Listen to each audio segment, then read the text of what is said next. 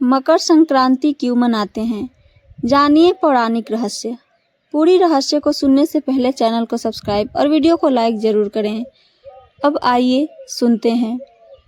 पौष मास में जब सूर्य धनु राशि को छोड़कर मकर राशि में प्रवेश करता है, तब मकर संक्रांति का पर्व मनाया जाता है। और सूर्य धनु राशि से मकर राशि में प्रवेश करता है, इसलिए इसे मकर संक्रांति के नाम से जाना जाता है। यह एकमात्र ऐसा त्यौहार है जिसे संपूर्ण भारतवर्ष में मनाया जाता है, चाहे इसका नाम व मनाने का तरीका कुछ भी अलग हो। वैसे तो यह पर्व जनवरी माह की 14 तारीख को मनाया जाता है, लेकिन कभी कभी यह त्यौहार 12, 13 या 15 तारीख को भी मनाया जाता है, क्योंकि यह त्यौहार पूरी तरह से सूर्य के मकर राशि में प्रवेश करने के दिन मनाया जाता है।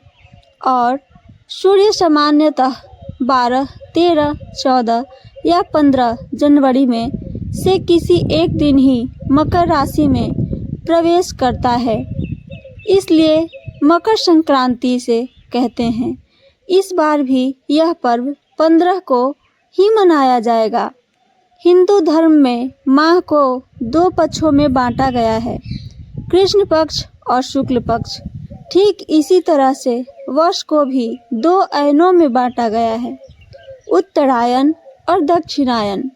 यदि दोनों को मिला दिया जाए तो एक वर्ष पूरा हो जाता है। मकर संक्रांति के दिन से सूर्य के उत्तरायण गति प्रारंभ हो जाती है, इसलिए मकर संक्रांति को उत्तरायण भी कहते हैं। हिंदू धर्म की मान्यताओं के अनुसार इस दिन भगवान विष्णु ने असुरों का अंत कर उनके सिरों को मंदार पर्वत में दबाकर युद्ध समाप्ति की घोषणा की थी। इसलिए इस मकर संक्रांति के दिन को बुराइयों और नकारात्मकता को समाप्त करने का दिन भी जाना जाता है, यह दिन भी मानते हैं। इस त्यौहार को अलग अलग प्रांतों में अलग अलग नामों में मनाया जाता है। तमिलनाडु में इसे पोंगल के रूप से, तो आंध्र प्रदेश में कर्नाटक और केरला में केवल संक्रांति के नाम से मनाया जाता है, जबकि बिहार और उत्तर प्रदेश में इस त्योहार को खिचड़ी के नाम से जाना जाता है।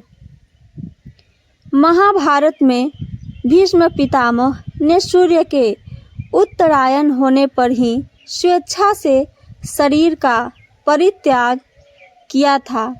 इसका कारण यह था कि उत्तरायण में देह छोड़ने वाली आत्माएं या तो कुछ काल के लिए देवलोक में चली जाती है, या पुनर्जन्म के चक्र से उन आत्माओं को छुटकारा मिल जाता है।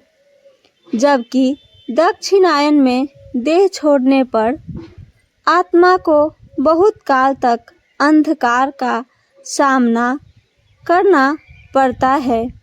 आइए जानते हैं आगे की जानकारी। स्वयं भगवान श्री कृष्ण ने भी उत्तरायण का महत्व बताते हुए कहा है कि उत्तरायण के 6 मास से शुभ काल में जब सूर्य देव उत्तरायण होते हैं और पृथ्वी प्रकाशमय रहती है, तो इस प्रकाश में भी शरीर का परित्याग करने से व्यक्ति का पुनर्जन्म नहीं होता है और ऐसे लोग सीधे ही ब्रह्म को प्राप्त हो जाते हैं।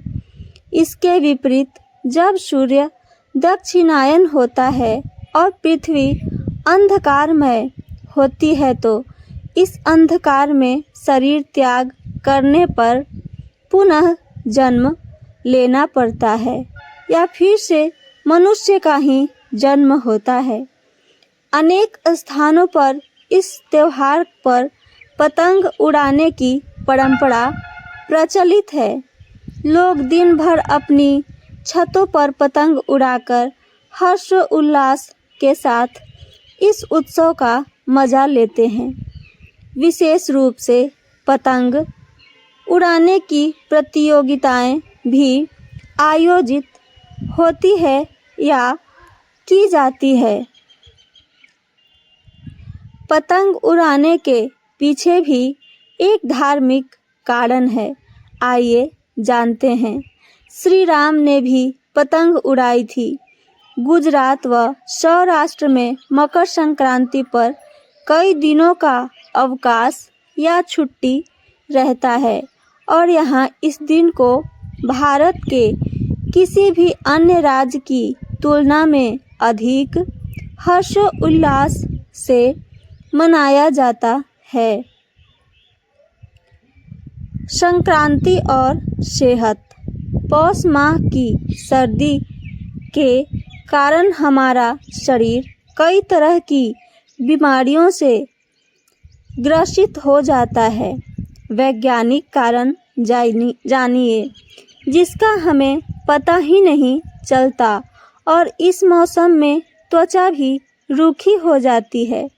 इसलिए जब सूर्य उत्तरायण होता है तब इसकी किरणें हमारे शरीर के लिए औषधि का काम करती है और पतंग उड़ाते समय हमारा शरीर सीधे सूर्य की किरणों के संपर्क में आ जाता है, जिससे अनेक शारीरिक रोग जो हम जानते भी नहीं हैं वे स्वतः ही नष्ट हो जाता है। तो ये थी मेरी आज की जानकारी। मेरी जानकारी आप सबको पसंद आई हो तो चैनल को सब्सक्राइब और वीडियो को लाइक ज़रूर करें। साथ साथ अपना कमेंट करके ज़रूर बताएं मेरी जानकारी या और भी कहानियाँ कैसी लगती है आप सबको। सुनने के लिए धन्यवाद।